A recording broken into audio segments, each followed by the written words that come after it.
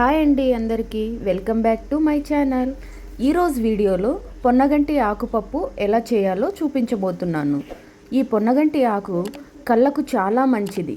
పొన్నగంటి ఆకు కూరలో కాల్షియం ఎక్కువగా ఉంటుంది కాబట్టి వీలైనంత ఎక్కువగా ఈ పొన్నగంటి ఆకుకూరను తీసుకోవడానికి ట్రై చేయండి. ఈ పొన్నగంటి ఆకుకూరలో చాలా ఆరోగ్య ప్రయోజనాలు ఉన్నాయి.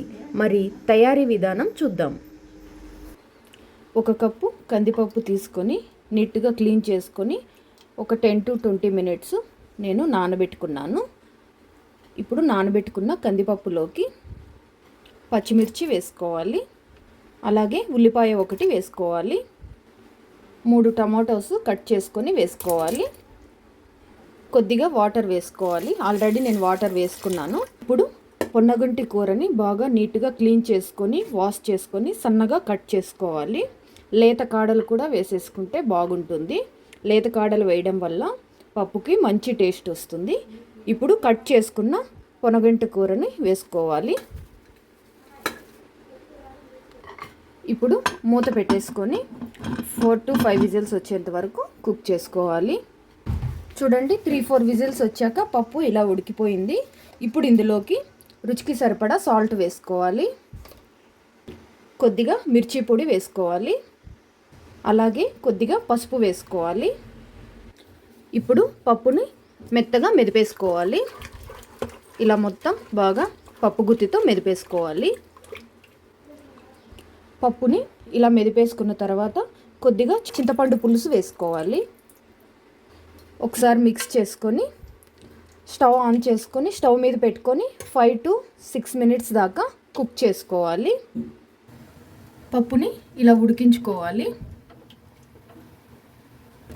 5 నిమిషాల తర్వాత చూడండి, ఒకసారి ఇలా మిక్స్ చేసుకొని పప్పుని ఇప్పుడు పప్పుకి పోపు పెట్టేసుకుందాం. పోపు కోసం ఇంకొక గిన్నె పెట్టుకుందాం. పోపు కోసం వేరొక గిన్నె ఒకటి పెట్టుకొని అందులోకి ఆయిల్ వేసుకోవాలి. ఆయిల్ వేడయ్యాక ఆవాలు, మినపప్పు, కొద్దిగా పచ్చిశనగపప్పు, కొద్దిగా జీలకర్ర వేసుకొని కాసేపు వేయించుకోవాలి. ఇప్పుడు దంచి పెట్టుకున్న వెల్లుల్లి వేసుకోవాలి, అలాగే ఎండుమిర్చి కొద్దిగా వేసుకోవాలి, కొద్దిగా కరివేపాకు వేసుకోవాలి. కరివేపాకు వేసాక ఇప్పుడు ఇది ఆయిల్లో బాగా ఫ్రై చేసుకోవాలి. పోపు మొత్తం బాగా ఫ్రై చేసుకోవాలి. చివరిలో కొద్దిగా ఇంగువ వేసుకోవాలి. ఇంగువ వేసాక ఒకసారి మిక్స్ చేసుకుందాం. ఇప్పుడు పోపులోకి పప్పు వేసేసుకుందాం. ఒకసారి బాగా మిక్స్ చేసుకొని ఒక 3 మినిట్స్ మళ్ళీ కుక్ చేసుకోవాలి. 2 మినిట్స్ తర్వాత ఒకసారి మిక్స్ చేసుకొని స్టవ్ ఆఫ్ చేసేసుకుందాం. ఇప్పుడు సర్వింగ్ బౌల్లోకి తీసేసుకుందాం. వేడి వేడి పొన్నగంటి ఆకుపప్పు రెడీ అయిపోయింది. దీనిని అన్నం, చపాతి అన్నింటిలోకి తీసుకోవచ్చు. చాలా అంటే చాలా బాగుంటుంది. ఆరోగ్యానికి ఎంతో మేలు చేసే ఈ పొన్నగంటి ఆకుపప్పును డెఫినెట్గా మీరు కూడా ట్రై చేయండి. మరి ఈ వీడియో నచ్చితే ప్లీజ్ లైక్ చేయండి. Thanks for watching.